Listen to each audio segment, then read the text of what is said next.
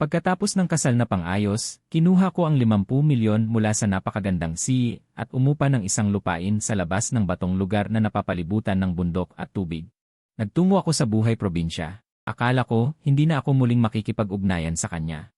Ngunit ang bigla niyang pagbisita ang sumira sa lahat ng plano ko sa hinaharap. Ako si Chen Li, 22 taong gulang ngayong taon. Pagkapagtapos ko lang ng pag-aaral, habang pauwi ako noong gabi, nailigtas ko ang isang magandang babae na nawalan ng malay dahil sa aksidente sa sasakyan. At malapit nang masunog, pagkatapos ko siyang dalhin sa ospital dahil gabing-gabi na. Umalis na ako nang hindi nagpapaalam. Gayunpaman, dumating na ang kanyang pamilya sa ospital, kaya wala na ring silbi na manatili pa ako. Gayunpaman, nang akala kong 10:00 na media ng umaga, naaalala ko na hindi ako nag-order ng takeout o online shopping. Bakit may kumatok sa pinto? At hindi naman ako nakalipas sa bayad sa upa, kaya tiyak na hindi ang may-ari ang hahanapin ako. Habang nagtataka ako kung sino ang kumatok sa pinto, muling narinig ang katok sa labas, kasabay ng isang malinaw na tinig na nagsalita. May tao ba dyan? Natawa ako sa tinig na yon. Batay sa tunog pa lang, sigurado ako na maaaring maganda ang may-ari ng tinig. Ngunit sa umaga, bakit may babaeng hahanapin ako? Siguro ay may bagong kapitbahay na lumipat. Bago pa ako makapag-isip, muling narinig ang katok sa pinto sa labas. Kaya mabilis kong sinagot, may tao. Papunta na ako. Sandali lang. Matapos marinig ang sagot ko, tumigil din ang katok sa labas. Mabilis akong bumangon, inayos ang aking buhok at damit, at naglakad patungo sa pinto at binuksan ito. Sa unang tingin, nakakita ako ng isang bata at napakagandang babae. Kung ang marka ay 100. Sa tingin ko, siya ay hindi bababa sa 78. Ngunit pakiramdam ko ay pamilyar siya, gayon din ang lalaking nasa kanyang likuran. Kumusta, may kailangan po ba kayo sa akin? Medyo nagtataka kong tanong. Binata, maaari ba kaming pumasok at mag-usap muna? Ito ay isang apartment na may isang sala at isang silid. Mayroon akong sofa sa sala na binili ko ng 500 yuan, na kayang umupo ng 3 tao. Matapos silang 3 ay maupo sa sofa. Sinara ko ang pinto at kumuha ng isang bote ng cola mula sa refrigerator para sa kanila. Kahit hindi ko alam kung sino sila. Alam ko naman kung paano magbigay ng mabuting pakikitungo. Pagkatapos, nagsalita muli ang lalaki, binata, naaalala mo ba ang 10 araw na nakalipas? Nailigtas mo ang isang babaeng nawalan ng malay dahil sa aksidente sa sasakyan. Babaeng nawalan ng malay dahil sa aksidente. Nang marinig ko ang mga salitang ito, bigla kong naalala ang babaeng nagmamaneho noong gabing iyon. Pagkatapos, tumingin ako sa batang babae na nasa tabi ng lalaki. At nang makita niyang nakatingin ako sa kanya, kumindat siya at nagpakita ng isang cute na ngiti. Gayunpaman, dahil sa ngiting iyon, sa wakas ay naaalala ko kung bakit parang pamilyar siya sa unang tingin ko pa lang. Naiintindihan ko na pala, siya pala ang babaeng nagmamaneho noong gabing iyon. Sa pag-isip nito, napagtanto ko. Naaalala ko na, ikaw ang babaeng nagmamaneho noong gabing iyon. Kaya pala pamilyar ka, sabi ko. Bakit pamilyar ka sa akin noong nakita kita? Kaya kayo naririto ngayon? Nang makita akong nakilala na ang kanyang pagkakakilanlan, natawa ang batang babae. Pagkatapos ay nagsalita siya. Sa wakas naaalala mo ako. Maraming salamat sa pagliligtas mo sa akin noon. Kung hindi dahil sa iyo, ako ay magiging abo na ngayon. Kaya kami naparito para magpasalamat sa iyo. Kamakailan dahil sa mga problema sa aming kumpanya. Hindi kami nakapunta para magpasalamat sa iyo. Lubos kaming humihingi ng paumanhin. Tama nga pala. Ako si Liu Ruyan. Maaari mo akong tawaging Liu Ruyan. Ito ang aking ama, si Liu Junyan. At ito naman ang aking ina, si Zhang Wanmei. Tumango si Chen Le at mumiti habang ipinakilala sila. Magandang araw po. Ako si Chen Le, ang ile ng masaya. Maaari niyo akong tawaging Ale. Pagkatapos magpakilala ng bawat isa, ipinaliwanag ni Liu Ruyan ang dahilan ng kanilang huling pagbisita. Lumalabas na ang sanhi ng kanyang aksidente ay sinadya. Sa mga nakaraang panahon, kinailangan nilang ayusin ang bagay na ito kaya't hindi sila nakapagpunta para humingi ng paumanhin. Matapos nilang maayos ang lahat ng problema, agad silang nagpunta. Bagaman hindi detalyado ang pagpapaliwanag ni Liu Ruyan sa mga pangyayari, ramdam ko sa tono ng kanyang pananalita na siya ay lubhang nagagalit tungkol dito. Ngunit, normal lang na magalit siya dahil sinadya siyang banggain at ang gustong pumatay sa kanya. Pagkatapos magsalita ni Liu Ruyan, ang 3 ay tumayo at yumukod sa akin. Nakakagulat ito. Ang CEO at ng isang bilyonaryong kumpanya ay yumuyukod sa isang maliit na tao na tulad ko. Hindi ko ito kayanin. Kahit sinubukan ko silang pigilan sa kanilang pagpupumilit. Napilitan akong tanggapin ito. Sa huli, nagbigay sila ng bank card na may lamang 5 milyon at 3 pangako. Kung sakaling magkaproblema ako sa hinaharap, maaari akong humingi ng tulong sa kanila. Kahit hilingin ko pa ang posisyon sa pamamahala sa Liu Group, ang pangakong ito ay may bisa pa rin. Hindi ko pinansin ang pangakong ito. Pagkatapos ng lahat, hindi ko gustong mangailangan pa ng tulong nila sa anumang araw. Dagdag pa, hindi ko iniisip na sa hinaharap magkakaroon pa ako ng anumang interaksyon sa kanila. Gayunpaman, ang 5 milyong ibinigay nila, iyon ay talagang interesado ako. Dahil ito ay napakahalaga para sa aking mga plano sa hinaharap, tinanggap ko ito ng buong puso. At nakita ni Liu Ruyan at ng iba pa na hindi ko tinanggihan ang mga regalo, nakahinga sila ng maluwag. Para sa mga mayayaman tulad nila, ang pinakakinatatakutan ay ang may utang na loob, lalo na ang utang na loob para sa pagliligtas ng buhay. Kaya't pagkatapos kong tanggapin ang mga regalo, sila ay umalis na rin kaagad. Nang makita kong umalis na sila, marahan kong sinarado ang pinto. At pagkatapos ay masayang tumalon-talon sa loob ng bahay. 5 milyon. Ito ay napakalaking halaga na hindi naisip ng marami sa buong buhay nila. At nakuha ko ito sa pamamagitan lamang ng pagliligtas ng isang tao. Kung sasabihin ko ito, hindi ba ako pagkainggitan ng iba? Talaga nga. Ang mga mabubuting tao ay nakakakuha ng kabutihan. Nang pumasok ako sa opisyal na website ng bank card sa computer, nakita ko ang 5 milyong puntos sa balance ng aking account. Ang aking nasasabik na damdamin ay unti-unting kumalma. Bagaman malaki ang 5 milyon para sa aking plano, malaki pa rin ang kulang. Tama, mayroon akong plano mula pa pagkabata. Iyon ay ang bumili ng isang piraso ng lupa na may bundok at ilog sa labas ng lungsod at gawin itong isang manor ayon sa aking kagustuhan. Magtanim ng mga bulaklak, halaman, gulay at prutas na gusto ko at mag-alaga ng ilang maliliit na hayop. Tapos magbubukas ako ng maliit na fish tank para mag-alaga ng isda. Kapag may libreng oras ako, pwede pa rin akong mag-post ng videos. Magla-live stream at sa huli ay susunduin ko na ang aking mga magulang para alagaan sila hanggang sa kanilang katandaan. Ito ang buhay na pinapangarap ko, ang mga pangarap sa buhay na gusto kong makamit pero sayang. Ang pondo na kailangan para maisakatuparan ang pangarap na ito ay aabot ng hindi bababa sa 3 hanggang 4 na milyong yuan. At sa ngayon, mayroon lang akong 5 milyong yuan. Malayo pa. Hay, hindi ko alam kung makakamit ko pa ang pangarap na ito sa buong buhay ko. Pagkatapos kong isara ang computer, humiga ulit ako sa kama at natulog. Sabado na ngayon. Dahil hindi na ako kailangan pang magtrabaho, karamihan sa mga araw na ito ay ginugugol ko sa bahay na nagpapahinga. Tanging tuwing linggo lang. Pupunta ako sa labas para maglibang o maghanap ng part-time job para kumita ng kaunting pera. Sa ganitong paraan, lumipas pa ang 1 linggo. Sa paglipas ng 1 linggo na may 5 milyong yuan na akong nakuha, wala namang masyadong pagbabago sa aking buhay. Nandyan pa rin ang kumpanya, nag-aalaga ng mga hayop. Kapag may oras ako, bibili pa rin ako ng mga sangkap sa palengke para magluto ng masasarap na pagkain para sa aking sarili. Pagkatapos ng lahat, may pera na ako, hindi ko na kailangang magtipid sa pagkain. Pero, Sabado ulit, karaniwan akong natutulog sa bahay para mag-ipon ng enerhiya. Nagplano akong matulog hanggang sa hapon, pero nagising ulit ako sa umaga dahil sa katok sa pinto. Sino kaya yon? Ang aga-aga pa. Medyo naiinis akong sinabi ko habang kakagising lang mula sa pagkalito. Pero hindi ko inaasahan na isang pamilyar na boses ang narinig ko mula sa labas ng pinto. Chenle, ako si Liu Ruyan. Naramdaman ko ang pagkabigla nang marinig ko ang boses na ito. Bakit nandito na naman ang batang babaeng ito ngayon? Ayon sa aking kaalaman, tinanggap ko na ang kanilang pasasalamat at tapos na rin ang utang na loob. Dahil tapos na, hindi na kailangang hanapin ako ng batang babaeng ito. Pero dahil nandito na siya sa pinto, hindi magandang ideya kung hindi ko bubuksan ang pinto. Kaya sumagot ako at agad akong bumangon para buksan ang pinto. Ah, si Miss Liu pala. Sandali lang at darating na ako. Dahil hindi naman ako nakasanayang matulog ng walang saplot, hindi ko na kailangang magbihis. Pagkatapos kong mabilis na makarating sa pinto at buksan ito, nakita ko si Liu Ruyan na may malamig na ekspresyon at nakamamanghang kagandahan. Nakayo siya sa pinto, nakatingin sa akin. Nang magtama ang aming mga mata, medyo nahihiya akong umiwas. Kahit na sa tingin ko, gwapo ako. Pero para sa isang napakagandang babae na may perpektong score na 78 paghahati 100 at isa pang vice-presidente ng $1 bilyong na kumpanya. Maging sa yaman, posisyon o kagandahan, si Liu Ruyan ay nasa pinakamataas na antas. Palagi kong nararamdaman na ang aking kagandahan ay parang ordinaryo lamang kung ikukumpara sa kanya. Kaya, pagkaiwas ko ng tingin, umusog ako para makapasok siya. Tulad noong nakaraang linggo, kumuha ako ng isang bote ng Coke mula sa ref kahit hindi niya ito nainom noong una. Pero hindi nito pinipigilan ang aking pagiging host. Sa huli, wala akong ibang laman sa aking refrigerator maliban sa cola.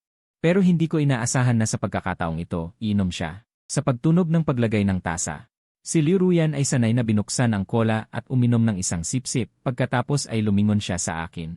Mukhang may gusto siyang sabihin sa akin, pero parang nahihiya siyang sabihin. At hindi ko rin alam kung ano talaga ang gusto niyang sabihin, kaya hintayin ko na lang siyang sabihin. Ganoon lang. Tinitignan ko siya, tinitignan niya ako, at pareho kaming napunta sa isang medyo nakakailang katahimikan. Miss Liu, Chenle, habang handa na akong basagin ang katahimikan. Sabay naming binanggit ang pangalan ng isa't isa na naging mas nakakailang. Gayunpaman, si Liu Ruyan ay sa huli ay isang vice president sa $1 bilyong na grupo. Kahit na ito ay mula sa sarili niyang pamilya, hindi nito pinipigilan ang kanyang kakayahan. Kaya, mabilis niyang inayos ang kanyang emosyon at pagkatapos ay nagsalita, Chenle. Ang dahilan kung bakit ako nandito ay gusto ko sana na tulungan mo ako sa isang bagay. Napakasimple nitong bagay na ito. At ako ay magbibigay ng kapalit. Habang nagsasalita si Liu Ruyan, nagiging nahiya siya at hindi na itinuloy. Nang marinig ko ang salitang ikapalit, agad na lumiwanag ang aking mga mata. Ayon sa kanilang ugali na magbigay ng $5 milyong sa bawat transaksyon. Kung hahanapin nila ako para sa tulong ngayon, ang kapalit ay hindi maliit. Paano kung naisip ito, dali-dali kong tinapik ang aking dibdib. Miss Liu, ano ang maitutulong ko? Sabihin mo lang, kung makakatulong ako, hindi ko talaga tatanggihan. Marahil ay nakuha niya ang aking kumpirmasyon, si Liu Ruyan. Sinabi niya kung ano ang gusto niyang ipagawa sa akin. Ang dahilan kung bakit ako nandito ay gusto ko sana na. Kasabay ng pagdating ni Liu Ruyan, sa wakas ay nalaman ko kung bakit siya nahihiya. Nasabihin ang mga susunod na salita. Lumalabas na nandito siya para makipagnegosasyon sa kasal. Siyempre, peking kasal. Oh, sa totoo lang, gusto niyang magparehistro kami ng kasal at magkasundo kami na magdiborsyo pagkatapos ng 3 taon. Sa panahong ito, kailangan kong gumanap bilang isang asawa, samahan siya at alagaan siya, at magpanggap kaming dalawa ay napakamahal. Para mawala ng pag-asa ang mga mayamang anak. Tungkol sa dahilan, ito ay dahil sa pagiging vice president ni Liu Ruyan sa Liu Group.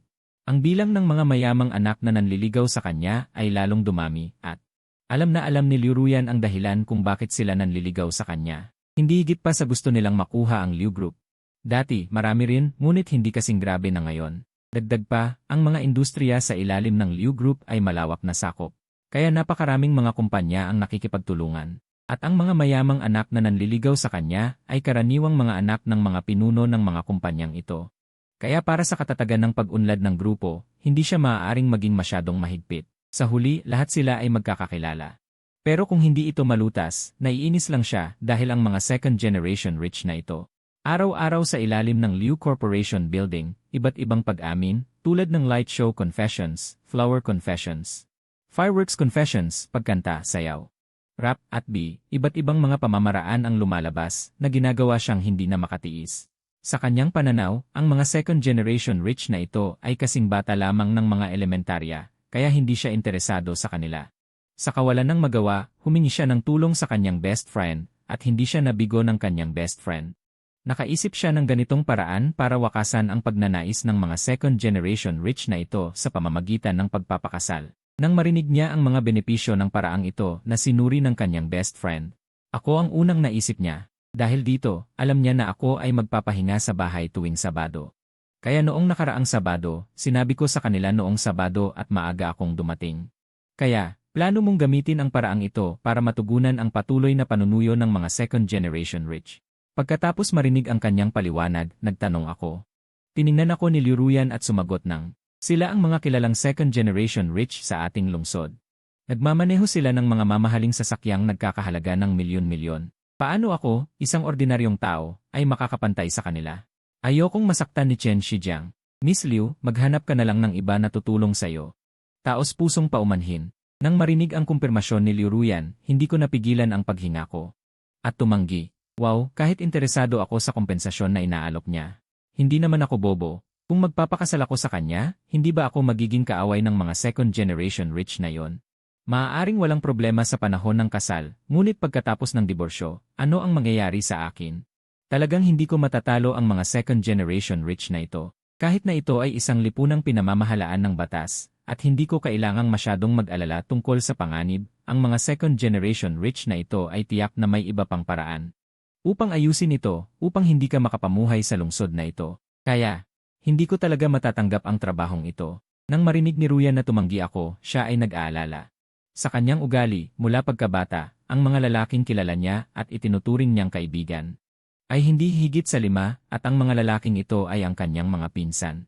Bagamat hindi niya iniisip na mayroon siyang Kika-Norok syndrome, hindi talaga niya gusto ang pakikipag-ugnayan sa mga lalaki sa labas, kaya hindi siya makahanap ng sinumang kwalipikado. Natutulong na malutas ang kasalukuyang problema. Kaya ako, ang taong may aura ng isang tagapagligtas, ay ang kanyang tanging pagpipilian. Chenle, huwag kang magmadali sa pagtanggi. Alam kong may panganib sa iyo ang bagay na ito, ngunit ito ay isang lipunang pinamamahalaan ng batas. Walang sinuman ang gagawa ng krimen para sa akin. Hindi ito sulit. Ang pinakamasama ay ang ilang maliliit na kilos na hindi kaaya-aya, ngunit maaari kitang tiyakin na ang mga maliliit na kilos na ito ay hindi magdudulot sa iyo ng anumang epekto. O kaya ay hahantong sa mga problema sa reputasyon, lalo na kung ang iyong kaibigan ay mayroon pa ring negosyong nakalista sa publiko. Kahit matapos na ang ating kasunduan, maaari ko pa ring tiyakin na hindi ka maaapektuhan ng mga taong ito sa hinaharap. Isusulat ko ang lahat ng ito sa ating kasunduan. At, hindi mo ba gustong malaman kung gaano kalaki ang kabayaran na inihanda ko para sa iyo? Pagkatapos marinig ang paliwanag ni Liu Ruyan, naging mahina ang aking loob. Kung may garantiya sa kasunduan, masigurado nga iyon. Ngunit, habang nag-aalangan pa ako, muling nagsalita si Liu Ruyan. 50 milyon. Chenle, kung pumayag kang tumulong, bibigyan kita ng 50 milyong kabayaran. Magiging sa akin ka sa loob ng 3 taon na may kabayarang 10 milyon bawat taon. At pagkatapos ng ating kasunduan, magdaragdag pa ng 20 milyon. Ano, 50 milyon? Nang marinig ko ang halagang iyon, agad akong natigilan. Ang babaeng ito, talagang hindi ordinaryo ang kanyang pagkamahalika. Sa isang iglap, 50 milyon. Kung mayroon ako nito, hindi ba't matutupad na agad ang aking pangarap? At mayroon pa. Kung gayon, ano pa ang ikatakot ko sa mga mayayamang anak? Kung hahanapin nila ako para guluhin.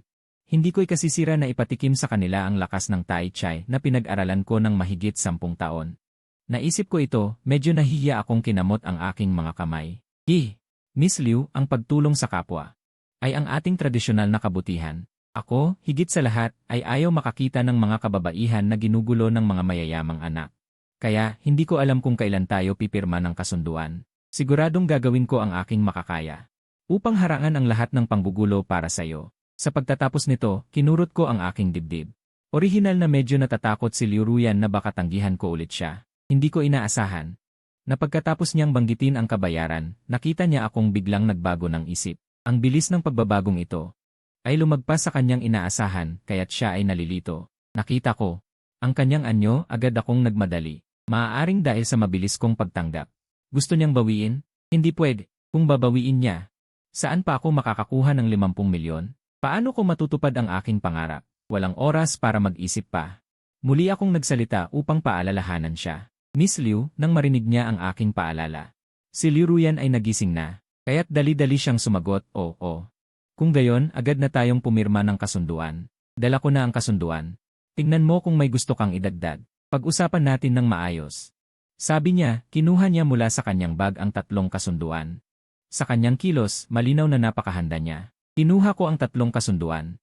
At maingat kong binasa. Bagaman si Liu Ruyan ang humihingi ng tulong sa akin, hindi niya maaaring dayain ang kasunduan. Pero ang kasunduan sa kooperasyon ay kailangan pa ring basahin. Ito ay isang paggalang sa sarili at sa iba. Matapos basahin ang kasunduan, wala akong nakitang problema. Isinulat ni Liu Ruyan ng malinaw ang ilang mga kondisyon sa kasunduan, kabilang ang paghihiganti. Kung anong mga gawain ang kailangan kong gawin at kung ano ang mga garantiya na ibibigay ni Liu Ruyan sa akin pagkatapos ng kasunduan, at B. Halimbawa, pagkatapos ikasal ang dalawa, kailangan kong lumipat sa bahay ni Liu Ruyan at gampanan ang tungkulin ng isang anak na lalaki na papasok sa bahay ng babae, marrying into the bride's family. Tama, ito ay anak na lalaki na papasok sa bahay ng babae. Ang posisyon na ito ay mas pantay at mas may kapangyarihan kaysa sa ordinaryong kasal. Pagkatapos ng lahat, hindi naman maaaring ipapakasal ng Liu Group ang kanilang anak na babae sa isang ordinaryong tao, lalo na sa isang ordinaryong tao na hindi pa nakikita malapit kay Liu Ruyan noon. Kaya sa ganitong sitwasyon, natural na hindi maaaring gamitin ang dahilan ng pagmamahalan at kasal ng dalawa. Ang pinakamahusay na paraan na natitira ay natural na maging isang anak na lalaki na papasok sa bahay ng babae. Ang pagiging isang anak na lalaki na papasok sa bahay ng babae ay nangangailangan ng pahintulot ng mga nakatatanda. Ang mga nakatatanda ni Liu Ruyan ay pumayag na, kahit na hindi tayo maging mapagmahal pagkatapos ikasal, hindi ito dapat pag-usapan ng ibang tao. Sa ganitong paraan, ang posibilidad na mabuking ang relasyon ay mawawala. Sa makatuwid, matapos basahin ang nilalaman na nakasulat sa kasunduan, wala akong nakitang kailangan pang idagdag. Matapos kong mabilis na pirmahan ang kasunduan, ibinalik ko ito kay Liu Ruyan. Nang pirmahan din ni Liu Ruyan ang kanyang pangalan. Ang kasunduan ay formal nang naging epektibo. Kasunod nito, kumuha muli si Liu Ruyan ng 2 pang kasunduan mula sa kanyang bag. At sinabi niya sa akin, Chenle, para masigurado, gusto kong maging personal assistant mo ako sa loob ng 3 taon. Ang mga tungkulin ng posisyon na ito ay napakasimple. Kung may hindi ka maintindihan, maaari mo akong tanungin o ang aking sekretarya. Ito ay isang kontrata sa pagtatrabaho. Maaari mong tingnan ito. Sinabi ko, kinuha ko ang kontrata mula kay Liu Ruyan at dahan-dahan ko itong binasa. Ang mga tungkulin sa posisyong ito ay hindi marami at mukhang napakasimple. Pangunahin itong humahawak ng ilang maliliit na bagay. Halimbawa, paggawa ng kape, paggawa ng tsaa, pagbaba sa ilalim para bumili ng ilang bagay. Pag-aayos ng ilang mga file, pagiging driver kapag lumalabas, at B. Gayunpaman, nang makita ko ang sahod na nakasulat, hindi ko napigilan ang aking kamay. Mabilis kong kinuha ang panulat at pinirmahan ang aking pangalan sa kontrata. Virus mo, ang trabahong ito na may 10,000 sweldo sa isang buwan, bawat segundo na hindi ko ginagawa ay kasalanan. CJ, naway maging matagumpay ang ating kooperasyon. Nakikita ang aking layunin na nakamit ng maayos ngayong araw, ang nakangiting mukha ni Liu Ruyan ay nagpakita ng isang kaakit-akit na ngiti. Matagumpay ang ating kooperasyon, mahinahon kong hinawakan ang kamay na inilahad ni Liu Ruyan sa akin. Nakaganti rin ako ng ngiti. Pagkatapos ng paghawak ng kamay, binitawan ko ito. Pagkatapos muling nagsalita si Liu Ruyan. Kung gayon, uwi na muna ako. Sa Miyerkules sa susunod na linggo, magpapadala ako ng tao para sunduin ka sa Civil Affairs Bureau para sa pagpaparehistro ng kasal, at pagkatapos sa Huwebes, dadalhin kita sa kumpanya para magsimula.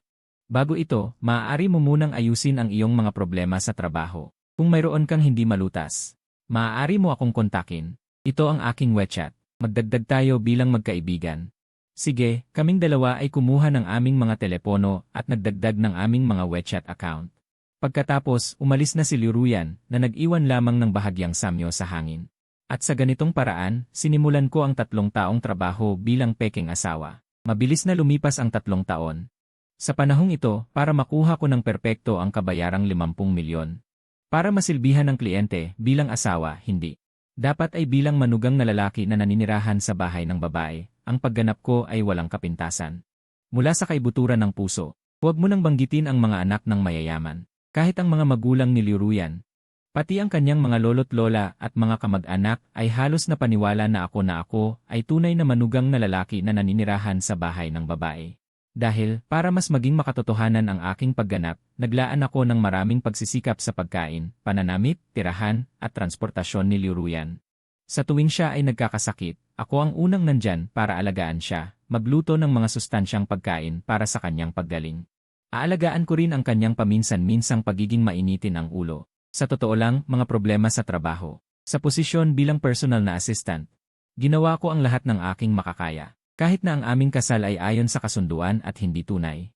Ngunit sa tuwing siya ay may mga problemang pangtrabaho, hindi niya ito itinago sa akin, kundi siya ang unang nagrereklamo at nagbabahagi sa akin.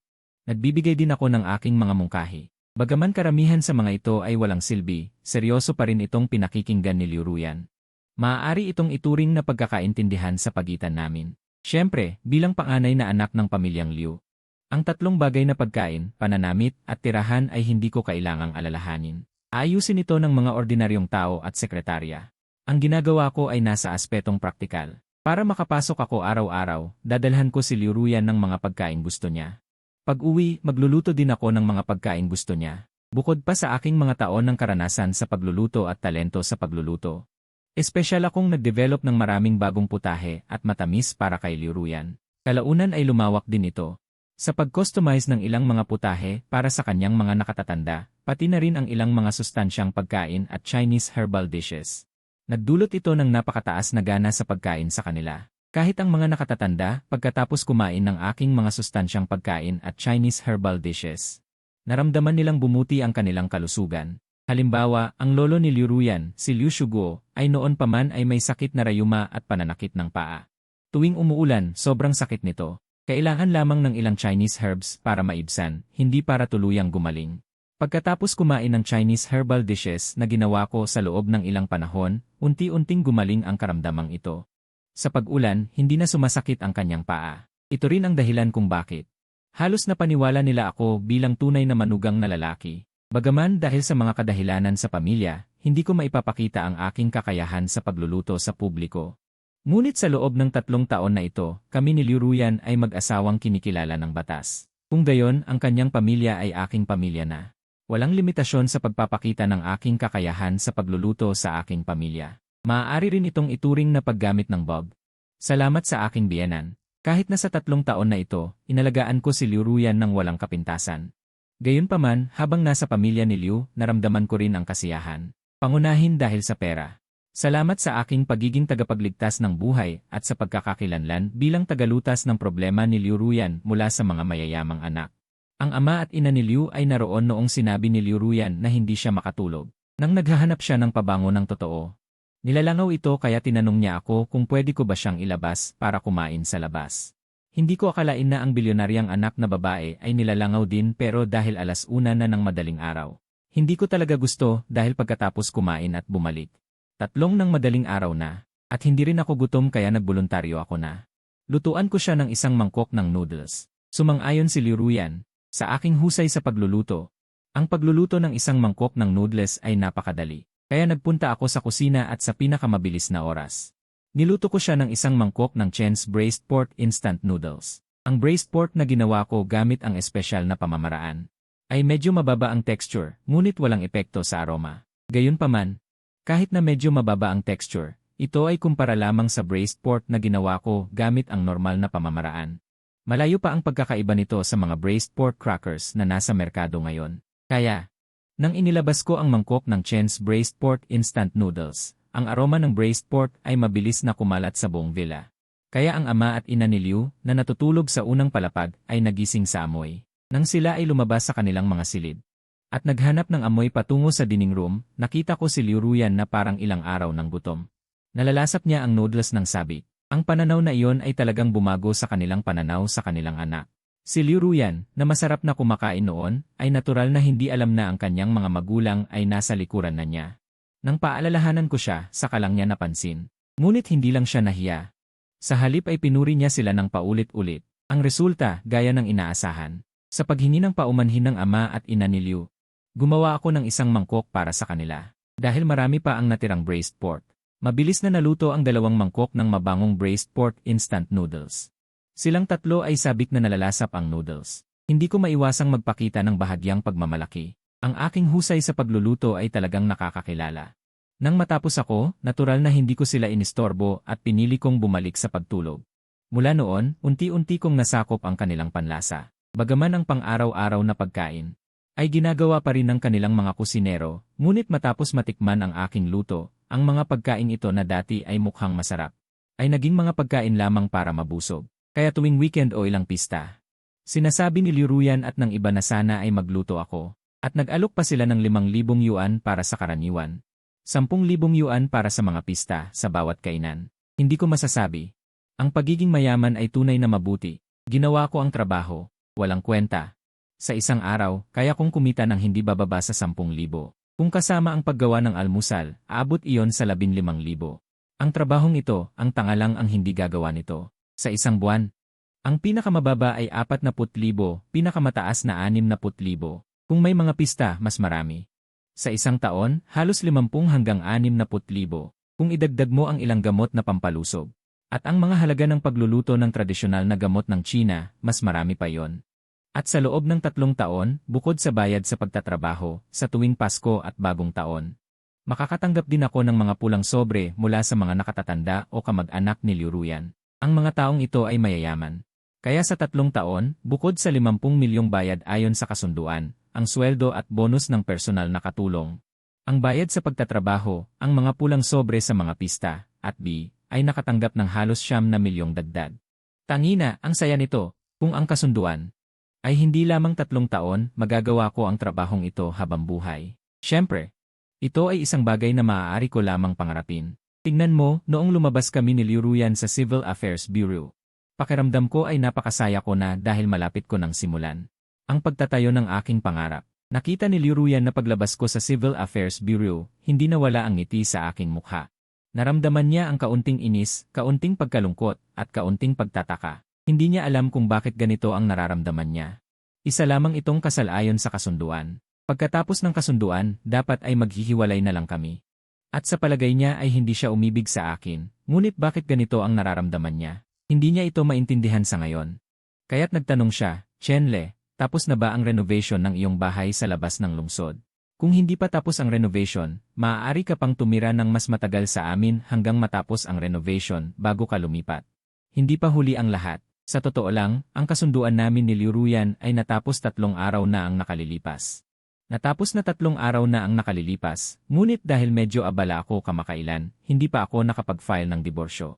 Ito rin ang dahilan kung bakit kailangan naming maghintay ng 30 araw para sa panahon ng pagpapalamig bago kami makapag-file ng formal na diborsyo.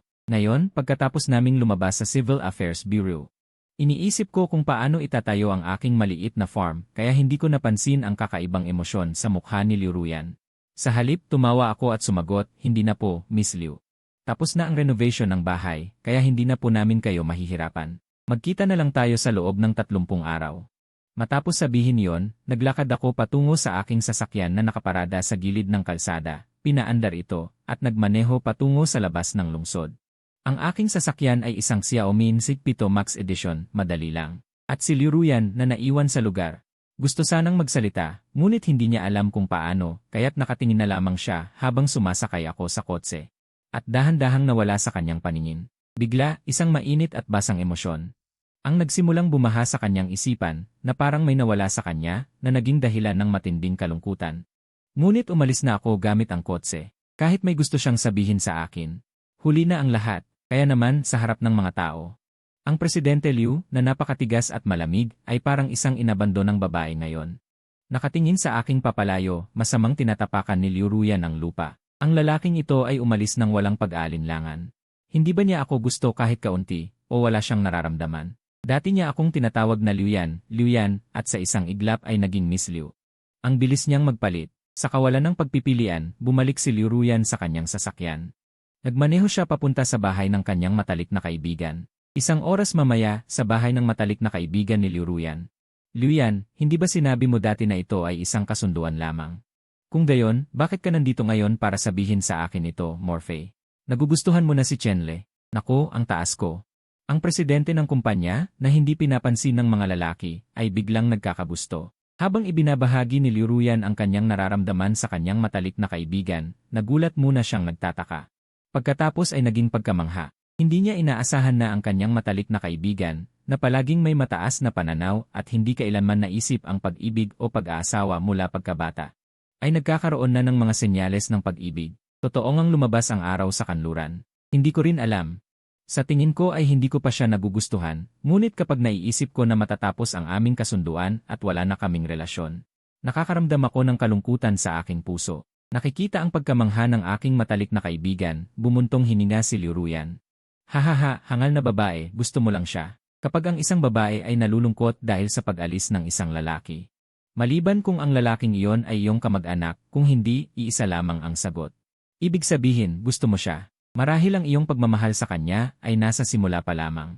Ngunit ang pagmamahal ay pagmamahal, ang kalikasan nito ay hindi mababago. Ayon sa aking sinasabi, si Chenle ay isang mabuting tao. Bagaman ang kanyang pamilya ay hindi kasing halaga sa sitwasyon ng inyong pamilya Liu.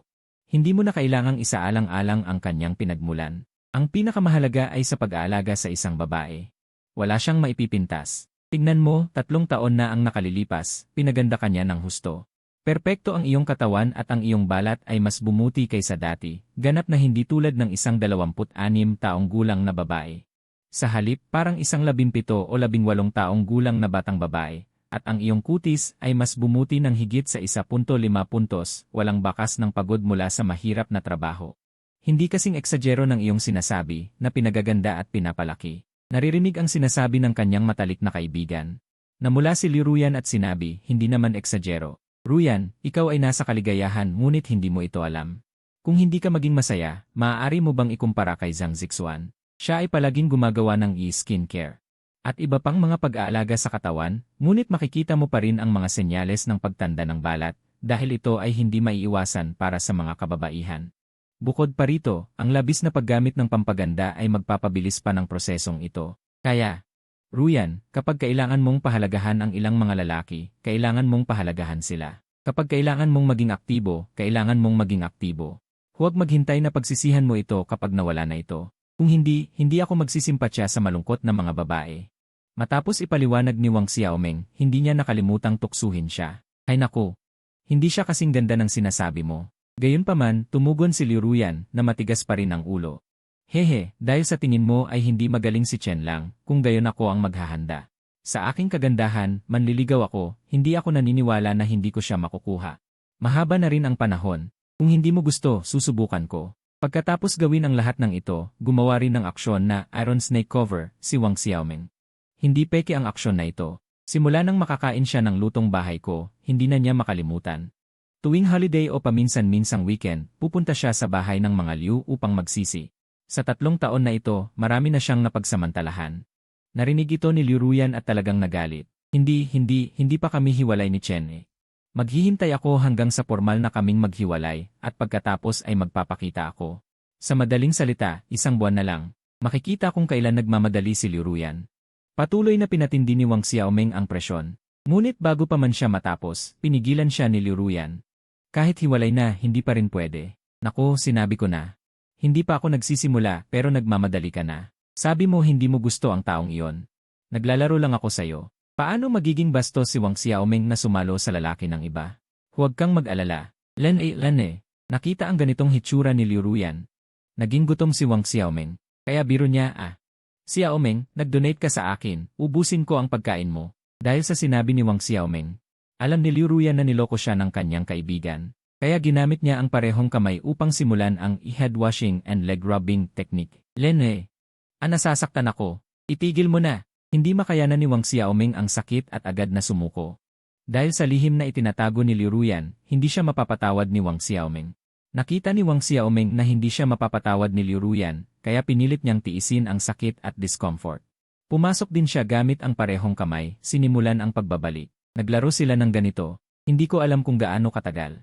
Sa wakas, hindi na nila kinaya ang dalawa at parehong bumagsak sa sofa. Kung may estranghero, marahil ay makakakita pa sila ng maraming pahiwatig mula sa kanilang mga damit. Ruyan, sa tingin ko dapat mong tanungin ang iyong ama at ina at ang iyong lolo at lola. Kung sumasang-ayon din sila, iminumungkahi kong kumilos ka ng malakas. Kung hindi mo alam kung paano kumilos, puntahan mo ako.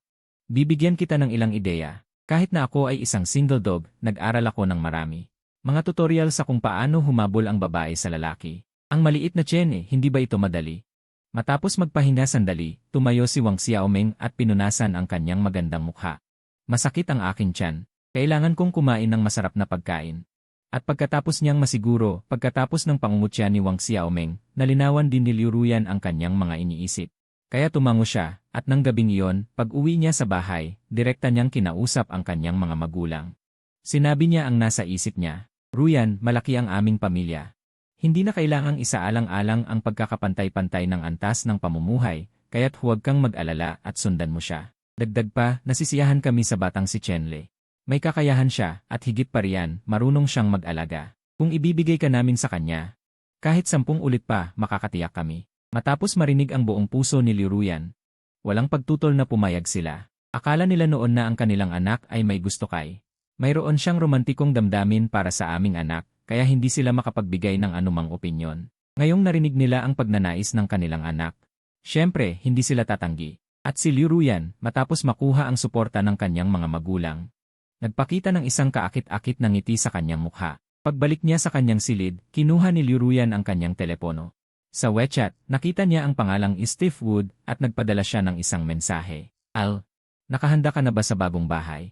Ang pangalang Steve Wood na ito ang pangalang ibinigay sa akin ni Liu Ruyan. Ang dahilan ay sa loob ng 3 taon.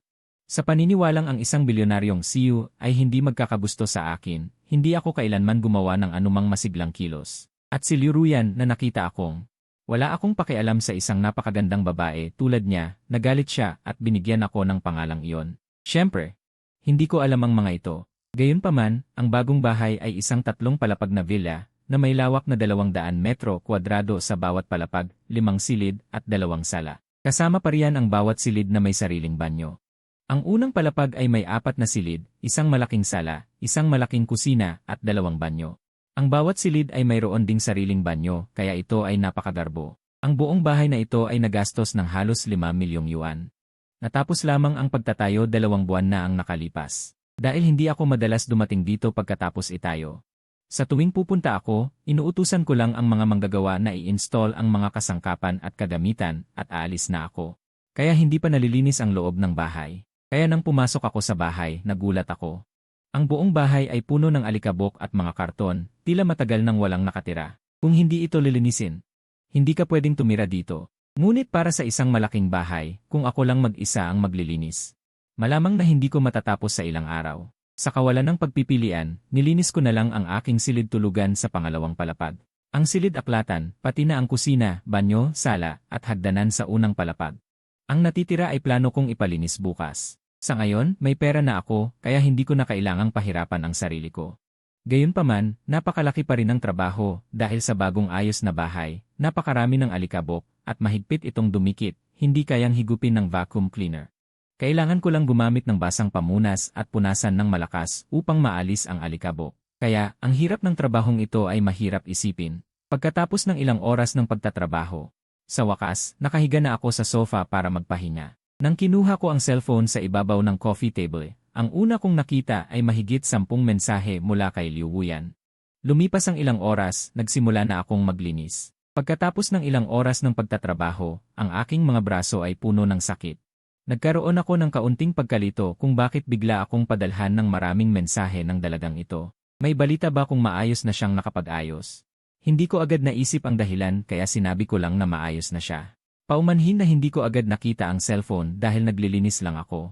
Talagang paumanhin. Pagkatapos kong ipadala ang mensahe, kumuha ako ng litrato ng lugar na katatapos ko lang linisin. Mukhang nakatingin sa cellphone si Liu Ruyan. Pagkatapos kong ipadala ang mensahe, agad siyang nag-reply ng 2 mensahe. Okay na pala. Siguro pagod ka na pagkatapos mong maglinis. Hindi na kita guguluhin.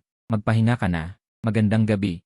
Habang tinitingnan ang 2 mensahe, hindi ko malaman kung ano ang ibig sabihin ni Liu Ruyan.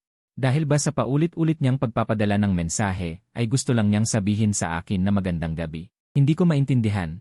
Sa kabutihang palad, hindi ko na lang inisip. Kaya nagpadala ako ng emoji at pinatay ko ang cellphone ko. Naglakad ako papunta sa kusina. Matagal na akong nagtatrabaho at hindi pa ako kumakain. Narinig ko ang tiyan ko na kumakalam. Kaya kailangan kong maghanda ng makakain. Sa mga susunod na araw, nagtrabaho ako sa aking bakuran. At hindi na rin nagpadala ng mensahe si Liu Ruyan. Ang lupang sinasakop ko ay nasa gilid ng Jiangcheng. Hindi lang malapit sa city center, halos 100 kilometro ang layo, kundi napapaligiran din ng mga kagubatan. At ang pinakamalapit na nayon dito ay higit sa 2 kilometro ang layo, at ang pinakamalapit na bayan ay higit sa 10 kilometro ang layo. Kung hindi dahil sa maliit na ilog dito at sa malapit na daanan ng nayon. Sa loob ng 400 metro, hindi ko ito pipiliin. Dahil dito, napakmura ng presyo ng pagpapaarkila ng lupa dito. Ang 70 taong kontrata ay 400 yuan lamang kada metro kwadrado. Ngunit ang lupang ito, pagkatapos maarkila, ay hindi maaaring gamitin para sa industriya o real estate.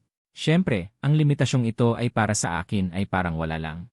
Dahil hindi ko naman naiisip na gamitin ito para sa industriya at real estate, para magkaroon ng sapat na lupain para magtanim ng gulay. Gumawa ng talon, magtanim ng halamang gamot, at iba pa, ako ay umarkila ng kabuang 150 mo. Ang kabuang gastos ay 40 milyong yuan. Bukod pa rito, mayroon ding gasto sa pagpapatayo ng bahay at kagamitan sa bahay na 4.78 milyong yuan. Ang gasto sa pag-aayos ng kalsada ay 3.4 milyong yuan. Ang gasto sa paglalagay ng bakal na bakod ay 3.5 milyong yuan. At ang sisili sa mga sulok ng bahay ay 1.75 milyong yuan. Ibig sabihin, hanggang ngayon, gumastos na ako ng 52.043 milyong yuan. Naiwan na lang ng 10 milyong yuan. Ang pera ay hindi talaga tumatagal. At mabuti na lang at ang magandang CEO ay nagbigay sa akin ng 50 milyong yuan ng maaga dahil nakita niyang kailangan ko ng pera. Kung hindi, pagkatapos kong matanggap ang pera, kailangan ko pang gumugol ng 1 taon upang maayos ang lahat ng ito. At sa panahong iyon, kakailanganin ko pa ring gumastos ng daan-daang libong yuan para bumili ng ilang makinaryang pang-agrikultura. Pati na rin ang paggawa ng talon at pagtatayo ng mga bahay para sa maliliit na pamilya at iba pa, lahat ay kailangan ng pera. Ngunit hindi ako kinakabahan. Kapag lumaki na ang mga pananim sa bukid, magkakaroon ako ng maraming paraan para kumita. Kaya naman, habang may layunin ako, pinagsikapan kong magbungkal ng mano-mano sa mabababang bahagi ng palayan bago pa dumating ang mga kagamitang pang-agrikultura. Nagtanim ako ng mga buto ng gulay na aking pinalaki sa paaralan. Noong huling taon ko sa kolehiyo, nagkaroon ako ng sapat na libreng oras, kaya ginamit ko ang aking profesional na kaalaman. At isang espesyal na pamamaraan ng pagpapatubo na aksidenteng natuklasan ko, nagpatubo ako ng ilang bagong uri ng mga buto ng gulay, kabilang ang pechay, kamatis, broccoli, karot, at talong. Ang mga butong ito matapos patubuin sa pamamagitan ng espesyal na pamamaraan. Mayroon silang mas maikling panahon ng paglaki kaysa sa karaniwang mga buto, mas maraming nutrisyon, at mas masarap. Ang tanging problema ay medyo nabawasan ang ani. Kasulukuyan ko pang pinag-aralan ang isyong ito. Bilang halimbawa, ang pechay ay nangangailangan lamang ng 7 tandang bawas 9 araw para lumaki. Ngunit ang ani nito ay humigit kumulang 70% lamang kumpara sa normal na pechay. Sa madaling salita, ang bagong uri ng pechay mukhang mas payat. Ang ibang mga gulay ay halos pareho, kahit na mababa ang ani. Nakakatugon pa rin ito sa mga kondisyon para sa pagtatanim. Ang bihirang bagay ay mahal. Mukhang makatwiran. Habang pinagmamasdan ko ang mga gulay sa bukid na nagbabago araw-araw, unti-unti ring kumalma ang aking pakiramdam. Pagkatapos ay hihintayin ko ang mga kagamitang pang-agrikultura. Maaari na tayong magsimulang maglinis ng malawakan. Hindi ko na makaya ang pag-iisip dito. Mabilis na lumipas ang 5 araw. Sa puntong ito, ang pechay na itinanim ko ay nasa yugto na ng pagkahinog at handa ng anihin. Habang pinagmamasdan ko ang malawak na berdeng tanawin sa bukid, puno ako ng pakiramdam ng tagumpay. Gusto kong sumigaw. Ito ang mundo ni Chenle. Ang lahat ng ito ay mga mamamayan ni Chenle. Dahil napakabilis ng panahon ng paglaki ng pechay, hindi ako nagtanim ng marami. Mga 50 metro kwadrado lamang ang laki. Ngunit kahit na ganito, makakakuha pa rin ako ng humigit kumulang 400 tandang bawas 500 gin ng pechay. Hindi ko ito kakayanin ng mag-isa, kaya plano kong dalhin ito sa bayan na 10 kilometro ang layo. Tatanungin ko kung may mga restaurant o hotel na interesado. Plano kong magkaroon ng pangmatagalang supplier. Sa ganoon, magkakaroon ako ng matatag na kita. Gayunpaman, habang naghahanda akong umalis, may isang tao na dumating sa bakuran na lubos na nakagulat sa akin. Liu Ruyan. Sa puntong ito, nakatayo si Liu Ruyan sa gate, tumitingin sa paligid, suot ang isang mapusyaw na asul na mahabang palda. May suot na cute na sombrero, hindi lang siya mukhang mataas at malamig na tulad ng dati, kundi mukha rin siyang isang mabait at kaakit-akit na kapitbahay na kapatid na babae. At nang makita niya ako, masayang kumaway sa akin si Liu Ruyan. Paano nahanap ng magandang na ito ang lugar na ito? Dapat sana ay nagtatrabaho siya ngayon. Habang pinagmamasdan ko si Liu Ruyan na kumakaway sa labas, iniisip ko. Bagaman nagtataka, mabilis akong lumakad patungo sa gate at binuksan ang nakasaradong pinto. Sa wakas ay nagtanong ako, Miss Liu, bakit ka may libreng oras ngayon? At nang marinig ni Liu Ruyan ang aking sinabi, maganda niyang inirapan at sumagot, Ale. Maaari ba akong tawaging Miss Liu? Asawa mo pa rin ako ngayon, kahit hindi. Sa ating relasyon sa nakalipas na 3 taon, maaari na tayong ituring na magkaibigan. Dapat mo akong tawaging Liu yan. Tawagin kang Miss Liu ay masyadong formal, kasalanan ko. Kasalanan ko. Kung gayon, tatawagin na lang kitang Ruyan. Hindi ko alam kung bakit ka naparito ngayon. Nakita ko si Liu Ruyan na ibang-iba sa dati niyang anyo, at hindi ko alam kung paano ko ito ipapaliwanag sa isang iglap. Kaya't agad akong humingi ng paumanhin. Wala naman. Gusto ko lang tingnan ang kapaligiran dito. Bakit, hindi ka ba welcome? Narinig ang aking tanong, si Liu Ruyan ay bahagyang namula at nag-pause. Tapos pilit niyang pinatatag ang sarili, welcome, syempre welcome. Pasok ka muna. Handa na akong lumabas. Hindi ko napansin ang mukha ni Liu Ruyan. Nang iurong ko ang upuan, pumasok si Liu Ruyan nang walang pag-aalinlangan. Hindi niya tinuring ang sarili bilang panauhin. Nang siya ay pumasok, naalala ko bigla ang sinabi ko kanina. Kaya medyo nagtataka siyang nagtanong, Ale, kanina sabi mo handa ka nang lumabas. Saan ka pupunta? Hindi ba't nag-aral ako ng biotechnology sa kolehiyo? Kaya nagtanim ako ng sarili kong mga buto ng gulay. Kamakailan lang, nagsimula akong maglinis ng ilang lupain sa aking taniman. Itinanim ko ang mga butong ito, at ang mga gulay na ito ay lumaki ng maayos at marami. Hindi ko ito mauubos ng mag-isa, kaya nag-isip ako na pumunta sa pinakamalapit na bayan para tanungin kung may mga hotel na naghahanap ng suppliers para sa mga gulay na ito. Hindi ko tinago kay Liu Ruyan ang aking gagawin kanina. Sa halip, ipinaliwanag ko sa kanya ng buong katapatan. Nang marinig ni Liu Ruyan na pupunta ako sa bayan at para makipagnegosyo, nagkaroon din siya ng interes at gusto niyang sumama sa akin at sa aking sasakyan pa. Nais ko sanang tumanggi noong una, ngunit nang makita ko ang kanyang mas lalong nagiging sabik na ekspresyon, napilitan akong pumayag. Tingnan mo ang kanyang hitsura, malinaw na hindi pa siya nakakapunta sa ganitong maliit na baryo. Kaya't dadalhin ko siya para maranasan ito. Sa ganitong paraan, si Liu Ruyan ang naging unang babaeng nakasakay sa aking S-8. Pagdating namin sa bayan, naiintindihan ko na ang sitwasyon ng bayan. Dahil mayroong malapit na sikat na hot spring resort, may ilang hotel doon na nagsisilbi sa mga turista para sa pahinga at pagkain.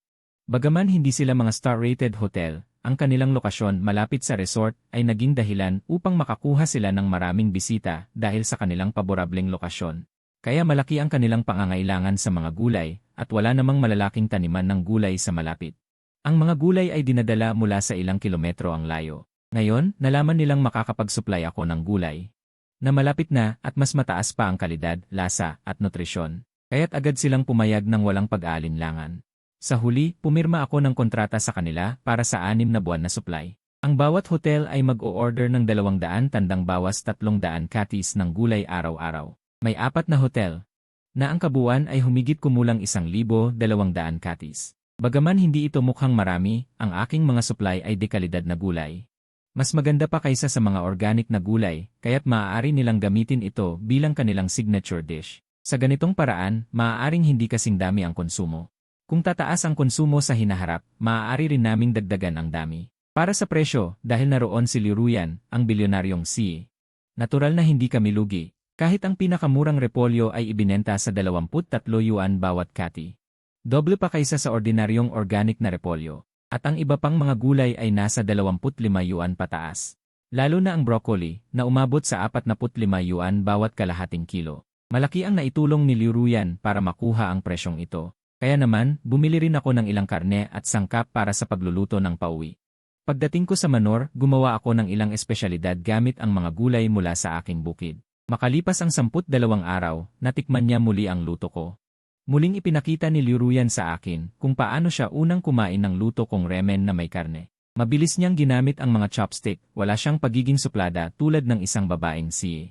Sa huli, si Liu Ruyan, na busog, ay nakahiga sa sofa na nakahawak sa kanyang tiyan, na parang 6 na buwang buntis dahil sa kanyang pagkabusog.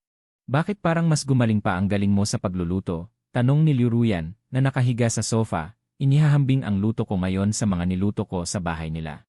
Nakikita niya ang malaking pagkakaiba, kaya naman hindi niya napigilan ang magtanong. Siyempre naman, ang mga gulay na ginamit ko ngayon ay itinanim ng kapatid ko, iba ito sa mga gulay sa palengke. Kaya naman, iba rin ang kalalabasan ng luto. Narinig ko ang tanong niya habang nakahiga sa kabilang sofa. Hindi ko napigilan ang pumikit. Paano ko nakalimutan iyon? Hindi ko akalain na hindi lang magaling kang magluto, kundi pati rin magtanim. Talagang nakakamangha. Pagkatapos kong ipaliwanag, biglang na-realize ni Liu Ruyan. Ngunit, hindi rin niya nakalimutan ang kanyang layunin sa pagpunta. Kaya naman, pinigilan niya ang kanyang hiya. At muling nagsalita. Talagang mahirap isipin kung ano ang mangyayari sa akin kapag hindi ko na matitikman ang luto mo.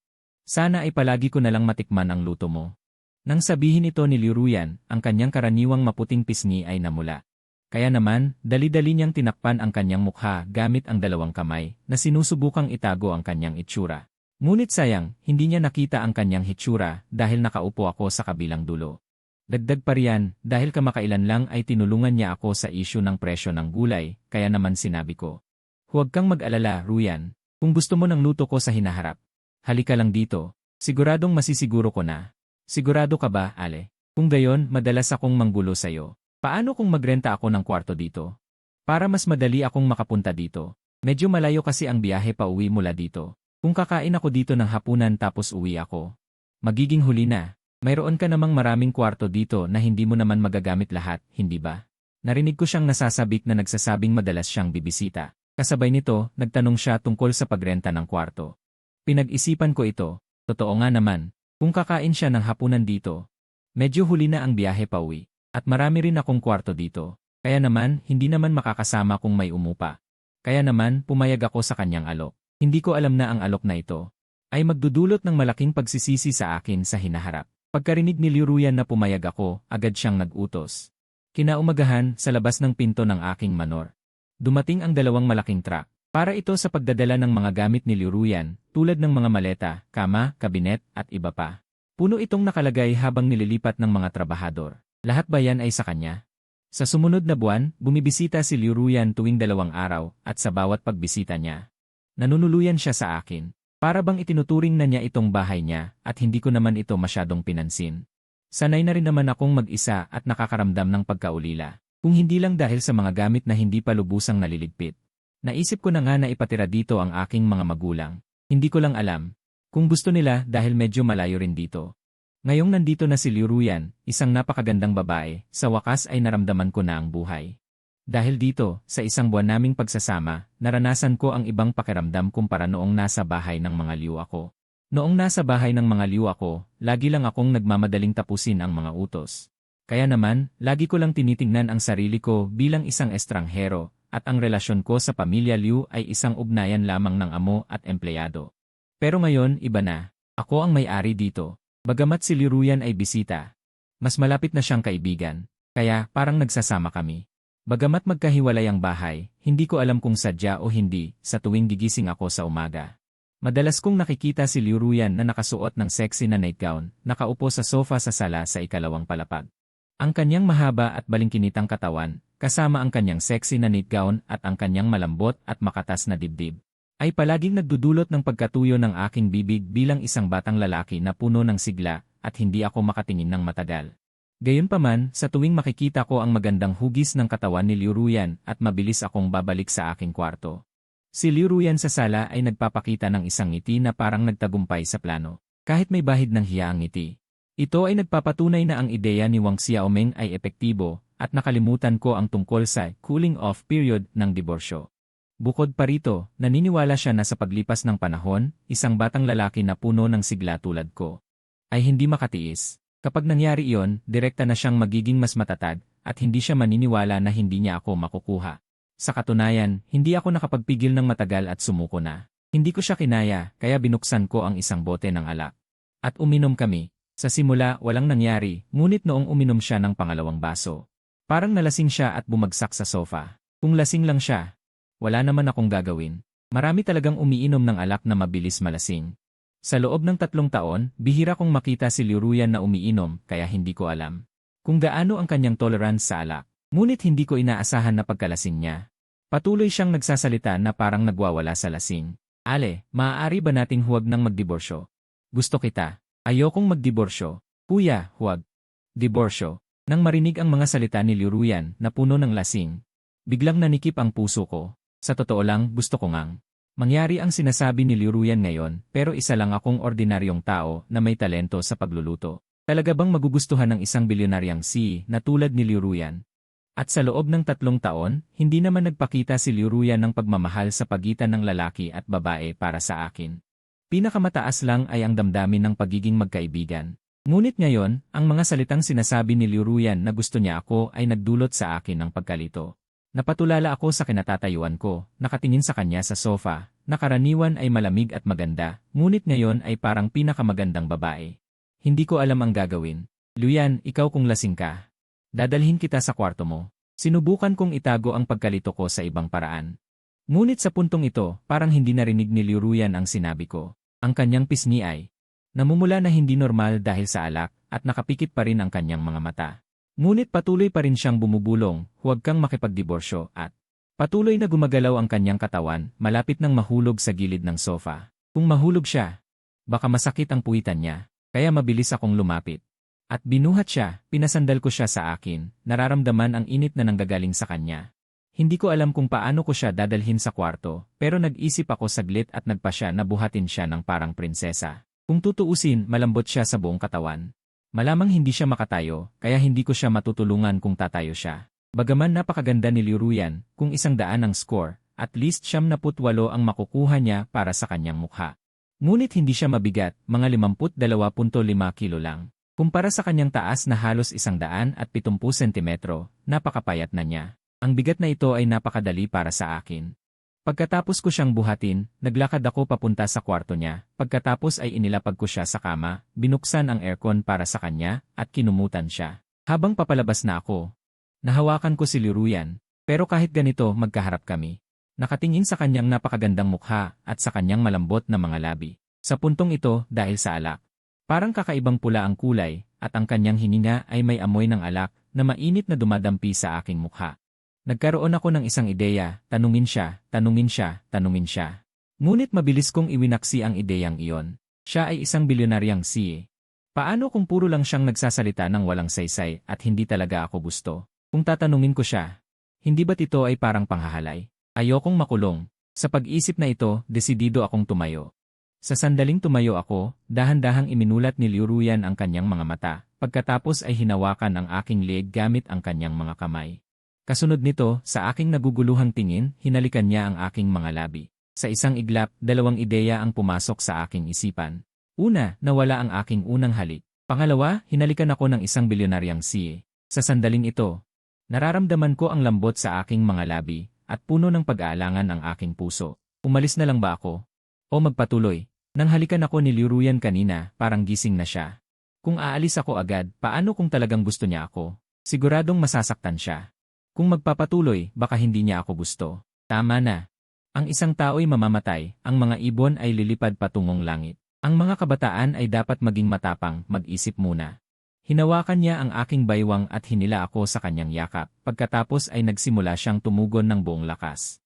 Ngunit pareho kaming wala pang karanasan sa paghalik, kaya habang nagpapatuloy kami, naubusan na kami ng hininga. Sa kawalan ng pagpipilian, napilitan kaming humiwalay. Pagkatapos naming maghiwalay, muli kong tiningnan si Liu Ruyan, at siya naman ay nakatingin din sa akin. Biglang naging tahimik ang kapaligiran, medyo kakaiba, ngunit sa kanyang mga mata. Wala akong nakitang anumang pagkayamot o kawalang kasiyahan, higit pa ang kahihiyan at saya. Hindi ko inaasahan na magpapakita si Liu Ruyan ng ganitong ekspresyon, kaya nagkaroon ako ng paunang hinala. Pagkaraan ng ilang sandali, hindi ko na napigilan, kaya nagpa siya akong lumapit ulit at hinalikan ko ulit ang kanyang mga labi. Dahil sa unang karanasan, mas matagal kaming naghalikan ngayon, at hindi na lamang paghalik ang ginawa ko. Ang aking mga kamay ay nagsimulang gumalaw sa kanyang katawan. Mukhang handa na si Liu Ruyan. Sa aking mga galaw, hindi lamang siya hindi pumigil, kundi nakikipagtulungan pa siya. Ito ang nagpatibay sa akin. Na si Liu Ruyan ay talagang nagnanasa sa akin. Kung hindi, bakit siya ganito kakooperatibo? Mula rito, makikita rin na ang pagkalasing na ito ay tiyak na isang sabuatan niya. Ngunit ako, isang lalaki. Natatakot ba sa kanya? Sa ganitong paraan, ang magkasintahan na nagmamahalan. Natapos namin ang pagbabagong anyo mula sa pagiging lalaki patungong lalaki at babae patungong babae. 6 na buwan ang lumipas. Si Liu Ruyan, na may 5 buwang buntis na tiyan, ay yumakap sa aking braso sa kusina. Habang umuuga at naglalambing na nagsasabi, "Asawa, gusto kong kumain ng lemon chicken feet. Paggawaan mo ako ha?" Nakita ko siya na dati napakatahimik at malamig sa labas, ngunit ngayon ay ipinapakita ang ganitong kilos sa akin.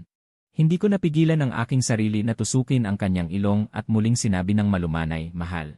Asawa ko, gagawa ako agad ng paborito mong lemon chicken feet. Pumunta ka muna sa sofa at magpahinga. Ang amoy sa kusina ay hindi maganda para sa iyong kalusugan." "Sige, salamat asawa. Nakuha ko ang gusto ko." Nagkiss sa akin si Lemon, pagkatapos ay bumalik sa sala at nanood ng isang melodramatic na palabas sa Ri. Sa totoo lang, umiling ako. Mula nang si Lemon ay mabuntis. Upang matiyak ang ligtas na pag-unlad ng sanggol, pinatira siya ni Dad Liu sa bahay para magpahinga. Siya ay nasa bahay para magpahinga. Kaya hindi na niya kailangang mag-alala tungkol sa mga bagay-bagay sa kumpanya. Sa ganitong paraan, wala siyang pressure sa trabaho, kaya nagustuhan niya ang panonood ng mga ganitong melodramatic na palabas, palaging tumatawa at umiiyak. Hindi ko alam kung ano ang nakakatuwa. Mabuti na lang nabaliw din ako. Nang matapos kong gawin ang isang plato ng 5 lemon chicken feet ng mahusay, dinala ko ito kay Keting. Pagkatapos ay umupo ako sa tabi ni Liu Ruyan. "Wow, kamukha niya." Hehe, nang ibaba ko ang plato sa aking kamay, si Liu Ruyan, parang isang cute na kuting. Mabilis na lumapit at huminga ng malalim sa mabangong amoy ng chicken feet. Kasunod noon, naturally, ang aking kasanayan bilang iyong asawa ay mahusay. Nang marinig ko ang papuri ni Liu Ruyan, itinaas ko ang aking dibdib at sinabi, tumawa si Liu Ruyan. "Ang asawa ang pinakamaganda. Gusto kitang sabihin." Pagkasabi noon, inilapit niya ang kanyang matamis na mukha sa akin. Nakatingin sa mukha ni Liu Ruyan, na parang isang batang babae, hindi ko napigilang halikan siya. Pagkatapos, kumuha ako ng isang piraso ng chicken feet. Inilagay ko ito sa kanyang maliit na bibig at kinain niya ito. Nang makita ko ang kanyang umbok na maliit na bibig, pinunasan ko ang sulok ng kanyang bibig gamit ang tissue. Tapos tumawa ako, napakaliit mo talagang anak. Iyan hindi ako anak pagkarinig ko sa aking sinabi. Bagaman gusto ni Liu Ruyan na sumagot dahil puno ang kanyang bibig ng pagkain, hindi siya makapagsalita. Matapos ang mahabang panahon, nilunok ni Liu Ruyan ang chicken feet sa kanyang bibig at saka siya nagreklamo. Gusto ko lang talaga ang lemon chicken feet na ginawa ni asawa, hindi ba, Chen Zong? Okay, kasalanan lahat ni asawa. Hindi anak si Liu Ruyan ko. Kung gayon, pakiusap, mahal kong asawa, kumain ka pa ng isa. Tanggapin ko ang aking pagkakamali. Nagdagdag ako ng isa pang piraso para kay Liu Ruyan. Kung gayon, papatawarin ko si asawa at magpatuloy. Nakatingin sa chicken feet na inaalok sa kanyang bibig. Nakita ni Liu Ruyan ang isang anino ng pagkabigla. Sa ganitong paraan, sa mainit na kapaligiran, nanalipas namin ang magandang panahon.